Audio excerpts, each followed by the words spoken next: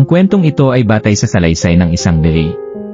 Ang ilang pangalan ay binago upang maprotektahan ang pagkakakilanlan ng mga taong sangkot. Ako si Jenny, 26 years old. May asawa ako at isang anak na naiwan sa Pilipinas. Noong taong 2020, habang kasagsagan ng pandemya ng COVID-19, nagpasya akong mangibang bansa. Hindi dahil gusto kong malayo sa pamilya ko, kundi dahil gusto kong mabigyan sila ng mas magandang buhay. Tulad ng maraming dala ko ang pangarap na makaipon, makapagpatayo ng bahay, at mabigyan ng magandang kinabukasan ang aking anak. Dumating ako sa Qatif, Saudi Arabia, bilang isang domestic worker. Noong una, puno ako ng pag-asa. Akala ko, magsisimula na ang bagong yugto ng buhay ko. Ngunit hindi pala ganoon ang mangyayari.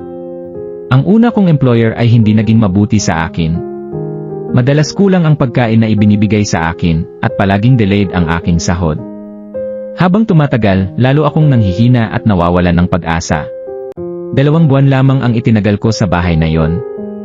Napilitan akong bumalik sa agency, umaasang mas magiging maayos ang susunod kong mapapasukan. Ilang araw ang lumipas, nakahanap muli ang agency ng panibagong employer para sa akin. Pareho pa rin sa Qatif. Umaasa akong magiging maayos na ang lahat. Ngunit sa loob lamang ng halos 1 buwan, muli na namang gumuho ang aking pag-asa. Napansin kong kakaiba ang kilos ng lalaking amo. Madalas siyang gumawa ng paraan upang mapalapit sa akin, kahit wala namang dahilan. Unti-unti akong nakaramdam ng takot. Hindi ko na hinintay na may mas masamang mangyari. Nagpasya akong bumalik muli sa agency. Sa pagkakataong iyon, pakiramdam ko ay malas na talaga ako. Habang ang ibang mali ay unti-unting nakakaipon, ako ay paulit-ulit na nagsisimula. Lumipas ang mga buwan.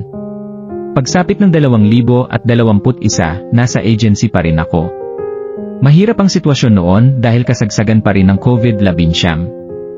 Maraming lockdown, limitado ang biyahe, at halos walang bagong manggagawang makapasok mula sa Pilipinas. Dahil dito, maraming employer ang kumukuha na lamang ng mga kasambahay na nasa agency na. Habang naghihintay, wala akong sahod. Libre lamang ang pagkain at tulugan namin. Araw-araw, nagdarasal ako na sana ay may dumating ng employer na magiging mabait. Hanggang sa isang araw, tinawag ako ng agency. Sinabi nila na may pamilya sa Qatif na naghahanap ng kasambahay. Ayon sa kanila, mababait daw ang magiging amo ko. Sa wakas, nakahinga ako ng maluwag. Pakiramdam ko, ito na ang sagot sa matagal kong panalangin. Kinabukasan, sinundo ako ng driver ng employer. Bitbit ko lamang ang maliit kong bag at isang maleta. Habang papunta kami sa bahay, iniisip ko ang pamilya ko sa Pilipinas. Sabi ko sa sarili ko, sana ito na ang tamang employer. Pagdating namin sa bahay, napansin kong malaki ang kanilang compound. Maraming tao ang nagtatrabaho roon. May mga Pilipino, may mga Indian, may driver, hardinero, at iba pang kasambahay. Sa garden ay naroon ang lalaking amo. Ngumiti siya at malugod akong tinanggap. Isa-isa niya akong ipinakilala sa mga empleyado. Tinawag niya ang isang Pilipinong hardinero. Pagkatapos ay isang Indian na hardinero. Mabait silang bumati sa akin. Maya-maya, tinawag naman ng amo ang kanyang anak. Hindi ko na lamang babanggitin ang tunay niyang pangalan. Tawagin na lamang natin siyang Ining. Sinabi ng amo, Ining, ito ang bago nating kasambahay.